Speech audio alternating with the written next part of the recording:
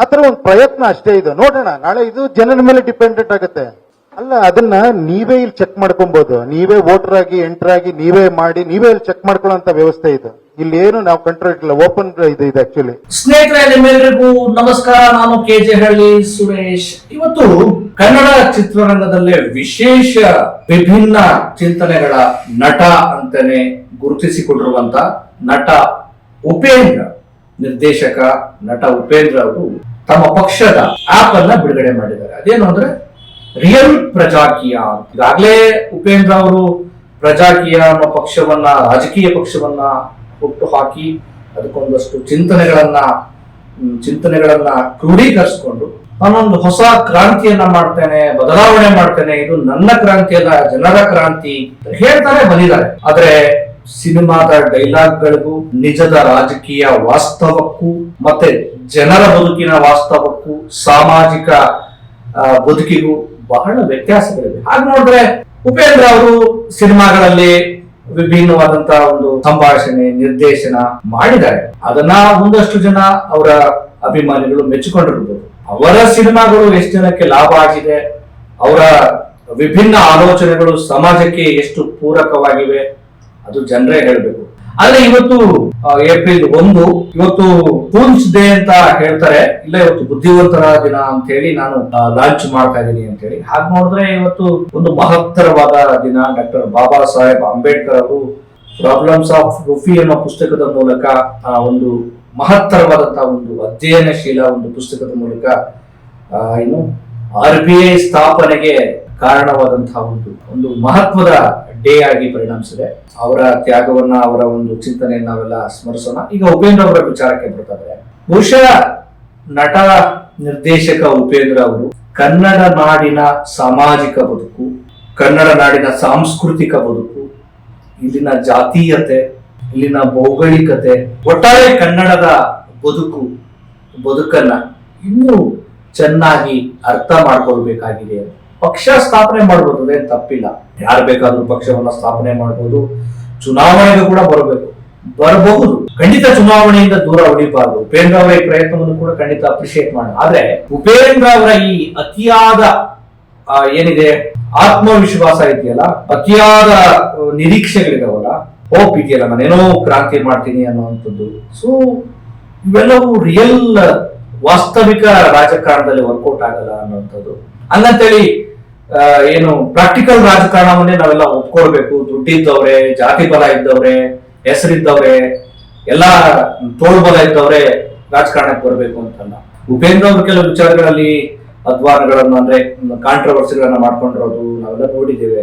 ಅವರ ಒಂದು ಸ್ಟೇಟ್ಮೆಂಟ್ ಇತ್ತು, ಏನೋ ನಾನು ಯಾಕೆ ಇತಿಹಾಸ ತಿಳ್ಕೋಬೇಕು, ಇತಿಹಾಸ ನನಗೆ ಬೇಕಾಗಿಲ್ಲ, ಮುಂದೆ ಏನ್ ಮಾಡ್ಬೇಕು ಅನ್ನೋದನ್ನ ಹೇಳ್ತಾರೆ. ಅಂಬೇಡ್ಕರ್ ಅವ್ರ ಮಾತು ಅನ್ಸುತ್ತೆ, ಇತಿಹಾಸವನ್ನ ಅರ್ಥ ಮಾಡ್ಕೊಳ್ಳೋದವನು ಇತಿಹಾಸವನ್ನ ನಿರ್ಮಾಣ ಮಾಡೋದಕ್ಕೆ ಸಾಧ್ಯ ಇಲ್ಲ ಅಂತ.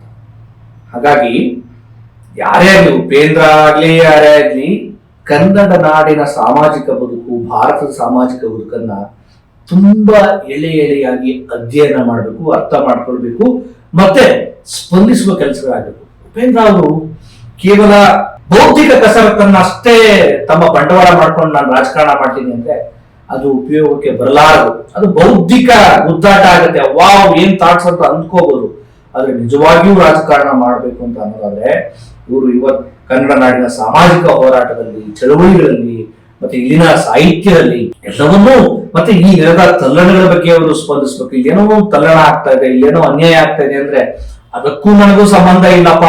ಅಲ್ಲೇನೋ ಯಾವುದೋ ದಮನಿತ ಸಮುದಾಯಗಳಿಗೆ ಅನ್ಯಾಯ ಆಯಿತು, ಇನ್ಯಾರೋ ಅಲೆಮಾರಿಗಳಿಗೆ ಅನ್ಯಾಯ ಆಯಿತು, ಭಾಷೆಯ ಅಸ್ಮಿತೆ ಸಂಬಂಧಪಟ್ಟಾಗೆ ಧಕ್ಕೆ ಉಂಟಾಯಿತು, ನಾಡಿಗೆ ತಲ್ಲಣ ಉಂಟಾಯಿತು, ದೇಶಕ್ಕೆ ತಲ್ಲಣ ಉಂಟಾಯಿತು ಅಂದಾಗ ಅಲ್ಲಿ ಸಂವೇದಿಸುವ, ಸ್ಪಂದಿಸುವ ಕೆಲಸ ಆಗ್ಬೇಕು. ಅಷ್ಟು ಮಾಡಿದ್ರೆ ಸಾಕ, ತಾನೂ ಜೊತೆಗೂಡ್ಬೇಕು. ಯಾವುದೋ ಒಂದು ಒಳ್ಳೆಯ ರೈತ ಪರ ಹೋರಾಟ ಆಗ್ತದೆ, ಅಲ್ಲಿ ಹೋಗ್ಬೇಕು.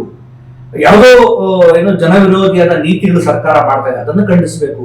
ನೋಡಿ, ದೇವನಹಳ್ಳಿ ರೈತರ ಭೂಮಿಯನ್ನು ಕಿತ್ಕೊಳ್ಬೇಕು ಅಂತೇಳಿ ಸರ್ಕಾರ ಒಂದು ತಂತ್ರ ಮಾಡ್ತಾ ಇತ್ತು. ಅವಾಗೆಲ್ಲ ಪ್ರಕಾಶ್ ರೈ ಅಂತವರು, ಪ್ರಗತಿಪರರು, ಪತ್ರಕರ್ತರು, ರೈತರು ಎಲ್ಲರೂ ಬಂದು ದೊಡ್ಡ ಹೋರಾಟ ಮಾಡಿ ಸರ್ಕಾರ ಆ ನಿರ್ಧಾರದಿಂದ ವಾಪಸ್ ಬರೋ ಹಾಗೆ ಮಾಡಿದ್ರು. ಉಪೇಂದ್ರ ಅವರು ಏನ್ ಮಾಡ್ತಾ ಇದ್ರು ಅಂದ್ರೆ ಆ ತಲ್ಲಣ ಆದಾಗ ನಾನು ಸುಮ್ಮನೆ ಕೂತಿದ್ದೀನಿ ಅಂದ್ರೆ ರಾಜಕಾರಣಿ ಆಗೋದಕ್ಕೆ ಸಾಧ್ಯ ಇಲ್ಲ. ರಾಜಕಾರಣಿ ಆಗ್ಬೋದು ಆದ್ರೆ ಲೀಡರ್ ಆಗಕ್ ಸಾಧ್ಯ ಇಲ್ಲ, ಒಬ್ಬ ಸಂವೇದನಾಶೀಲ ಮನುಷ್ಯನಾಗಕ್ಕೆ ಸಾಧ್ಯ ಇಲ್ಲ. ನಾನು ಏನ್ ಹೇಳ್ತಿರೋದು, ಉಪೇಂದ್ರ ಅವರಿಗೆ ಈ ನೆಲೆಯ ಒಂದು ರಾಜಕಾರಣ ಮಾಡ್ಬೇಕು ಅಂದ್ರೆ ಈ ನೆಲೆಯ ಒಂದು ಸಂವೇದನೆ ಇರಬೇಕು. ಸುಮ್ಮನೆ ಬೌದ್ಧಿಕ ಕಸರತ್ತುಗಳು, ಮಾತುಗಳು, ಡೈಲಾಗ್ಗಳು, ಇದು ನಿಮ್ದೇ ಪಕ್ಷ, ನಂದಲ್ಲ, ನೀವೇ ಮಾಡಿ, ನೀವೇ ಕ್ರಾಂತಿ ಮಾಡಿ, ಇವೆಲ್ಲ ಸಿನಿಮಾದ ಡೈಲಾಗ್ ತರ ಅನ್ಸುತ್ತೆ. ಒಂದು ಸಿನಿಮ್ಯಾಟಿಕ್ ಆಗುತ್ತೆ. ವಾಸ್ತವ ಬೇರೆ, ವಾಸ್ತವ ಬೇರೆ. ವಾಸ್ತವ ಅರ್ಥ ಆಗ್ಬೇಕು ಅಂದ್ರೆ ಜೋಪಡಿಗಳಿಗೆ ಹೋಗ್ಬೇಕು. ವಾಸ್ತವ ಅರ್ಥ ಆಗ್ಬೇಕು ಅಂದ್ರೆ ರೈತರ ಮನೆಯಲ್ಲಿ ಒಂದಿನ ನೀವು ಉಳ್ಕೋಬೇಕು. ವಾಸ್ತವ ಅರ್ಥ ಆಗ್ಬೇಕಂದ್ರೆ ಪ್ರಭುತ್ವಗಳು, ಸರ್ಕಾರಗಳು ಜನರನ್ನ ಯಾವ ರೀತಿ ಹಿಂಸೆ ಮಾಡ್ತವೆ ಅದನ್ನ ಅರ್ಥ ಮಾಡ್ಕೊಳ್ಬೇಕು. ಮತ್ತೆ ಈ ಬೇರೆ ಬೇರೆ ಕಾನೂನುಗಳ ಮೂಲಕ ಹೋರಾಟಗಳನ್ನ ಯಾವ ರೀತಿ ಪ್ರಭುತ್ವಗಳು ಹತ್ತಿರ್ತವೆ ಅದನ್ನ ಅರ್ಥ ಮಾಡ್ಬೇಕು. ಈ ದೇಶದಲ್ಲಿ ಏನೇನೋ ಕಾಯ್ದೆಗಳನ್ನು ತಂದು ಕೆಲವು ಸಮುದಾಯಗಳನ್ನ ಟಾರ್ಗೆಟ್ ಮಾಡ್ತಾರಲ್ಲ ಅದು ಅರ್ಥ ಆಗ್ಬೇಕು. ಸುಮ್ಮನೆ ಜಾಣ್ಮೆಯಿಂದ ನಾಜೂಕಾಗಿ ಎಲ್ಲರನ್ನೂ ಮೆಚ್ಚಿಸಿಕೊಂಡು ಆ ತರದೊಂದು ರಾಜಕಾರಣ ಮಾಡ್ತೀನಿ ಅಂದ್ರೆ ಉಪೇಂದ್ರ ಅವ್ರ ರಾಜಕೀಯಕ್ಕೆ ಬರೋದೇ ಬೇಡ, ಉಪಯೋಗ ಇಲ್ಲ. ಸಿನಿಮಾ ಮಾಡ್ಕೊಂಡಿದ್ವಿ ಅಂದ್ರೆ ನನ್ನ ಒಂದು ಸಲಹೆ ಇದು. ಆಕ್ಚುಲಿ ಉಪೇಂದ್ರ ಅಂತಲ್ಲ, ಯಾರೇ ರಾಜಕಾರಣಕ್ಕೆ ಬಂದ್ರು ಹಾಗೆ ನೋಡಿದ್ರೆ ರವಿಕೃಷ್ಣ ರೆಡ್ಡಿ ಅವರ ಈ ಒಂದು ಚಳುವಳಿ ಇದೆಯಲ್ಲ, ಅವರು ರಾಜಕೀಯವಾಗಿ ಗೆಲ್ಲದೇ ಇರಬಹುದು, ಆದ್ರೆ ಸಮಾಜದ ತಲ್ಲಣಗಳಲ್ಲಿ, ಸಮಾಜದ ಅನ್ಯಾಯಗಳಲ್ಲಿ ಅವರು ಭಾಗಿಯಾಗ್ತಾ ಇದ್ದಾರೆ. ಅಂದ್ರೆ ಅವ್ರು ಸ್ಪಂದಿಸೋ ಕೆಲಸ ಮಾಡ್ತಾರೆ. ಎಲ್ಲೋ ತಲ್ಲಣ ಆದ್ರೆ ಅಲ್ಲಿ ಹೋಗ್ತಾರೆ, ಎಲ್ಲೋ ಅನ್ಯಾಯದ ಖಂಡಿಸ್ತಾರೆ. ಇದಾಗ್ಬೇಕು. ನಾನು ಚುನಾವಣೆ ಮಾಡದೆ ಒಂದು ಪಕ್ಷ ತರದೆ ನಾನು ಈ ಕ್ಷಣಕ್ಕೆ MLA ಆಗ್ಬೇಕು, ನಾನು MP ಆಗ್ಬೇಕು, ಕಷ್ಟ ಇದೆ. ಈ ಕ್ಷಣಕ್ಕೆ ಕ್ರಾಂತಿ ಆಗೋದಿಲ್ಲ, ರಾತ್ರೋರಾತ್ರಿ ಕ್ರಾಂತಿ ಆಗೋದಕ್ಕೆ ಸಾಧ್ಯವೂ ಇಲ್ಲ. ಮೊದಲು ಈ ತರದ ಚಳವಳಿಗಳನ್ನ ಮಾಡಬೇಕಾಗಿದೆ. ಉಪೇಂದ್ರ ಇದನ್ನ ಅರ್ಥ ಮಾಡ್ಕೊಳ್ಬೇಕು. ಅದನ್ನೇ ಅವ್ರು ಹೇಳ ಚರಿತ್ರೆ ಬೇಕಾಗಿದೆ. ಚರಿತ್ರೆ ಬೇಕು. ಏನೆಲ್ಲ ಬ್ಲೆಂಡರ್ಗಳಾಗಿದೆ, ಯಾರೆಲ್ಲ ಯಾವ್ಯಾವ ಪಕ್ಷಗಳು, ಯಾವ್ಯಾವ ರಾಜಕಾರಣಿಗಳು, ಯಾವ್ಯಾವ ಸಂಘಗಳು ಏನೆಲ್ಲ ತಂತ್ರಗಳನ್ನ ಮಾಡಿದ್ದೇವೆ, ಕುತಂತ್ರಗಳನ್ನ ಮಾಡಿದ್ದೇವೆ, ಇವತ್ತು ಏನೇನ್ ತಂತ್ರ ಮಾಡ್ತಾ ಇದ್ದಾರೆ, ಇವತ್ತು ಏನೆಲ್ಲ ಮುಖವಾಡಗಳನ್ನ ಹಾಕೊಂಡು ಜನರಿಗೆ ಮೋಸ ಮಾಡ್ತಾ ಇದ್ದಾರೆ, ಇದೆಲ್ಲ ಅರ್ಥ ಆಗ್ತಾ ಇದ್ರೆ ಸುಮ್ಮನೆ ರಾಜಕಾರಣಕ್ಕೆ ಬಂದು ನಾನು ಒಂದು ಕ್ಯಾಚ್ ಟೈಟಲ್ ಕಟ್ತೀನಿ, ಒಂದು ರಾಜಕಾರಣ ಮಾಡ್ತೀನಿ ಅಂದ್ರೆ ನೋ, ಉಪಯೋಗಕ್ಕೆ ಬರಲ್ಲ. ಈ ನಮ್ಮ ಬೇರುಗಳು ಕೆಳಗಡೆ ರೆಂಬೆ ಟೊಂಗೆ ಎಲ್ಲ ಕೂಡ ಆಕಾಶ ನೋಡ್ತಿರ್ಬೇಕು. ಬೇರುಗಳಿಲ್ಲದೆ ನಾನು ರಾಜಕಾರಣ ಮಾಡ್ತೀನಿ ಅಂದ್ರೆ ಅದಾಗಲ್ಲ.